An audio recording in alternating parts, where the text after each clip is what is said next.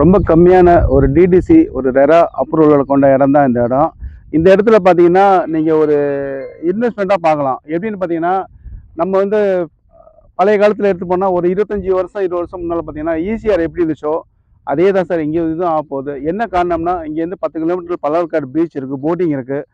நம்ம சைட்டு பக்கத்துல ஒரு 2 கிலோமீட்டர் தான் சார். 1 ஹவர், 1/2 ஹவர் அப்படியே பார்த்தீங்கன்னா, ஆன் ரோடு, பஸ்ஸு, வண்டி எல்லாம் போயிட்டுருக்கு. இவ்வளவு சிறப்பம்சங்களோட இந்த இடம் வந்து அமைய போகுது சார். ஆனா, இன்னைக்கு வந்து இது இன்வெஸ்ட்மெண்ட் தான் சார்.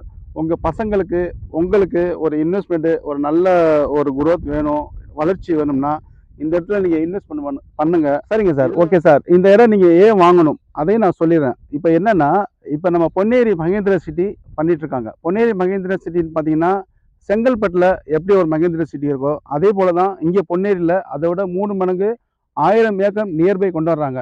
இன்னைக்கு பார்த்தீங்கன்னா ரெடி ஆயிட்டு இருக்கு. நாளைக்கு 1,00,000 பேர் வேலை பார்ப்பாங்க. அதே போல அதானி ஆறுமுகம் ஹார்பர் இருக்கு. அதானி ஹார்பர்ல அங்கேயும் 1,00,000 பேர் வேலை இருக்கு.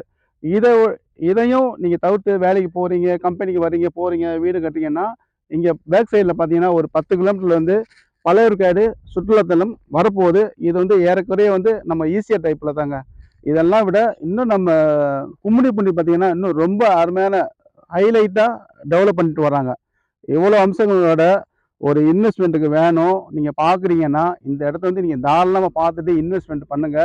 உங்க லைஃப்ல வந்து ஒரு நல்ல ஒரு இன்வெஸ்ட்மெண்ட்டான இடமா, இந்த பிளாட்டா, இந்த லேஅவுட்டா கண்டிப்பா இருக்கும். நீங்க நேர்ல வந்து பாருங்க. பார்த்துட்டு நீங்க டிசைட் பண்ணுங்க. நன்றி.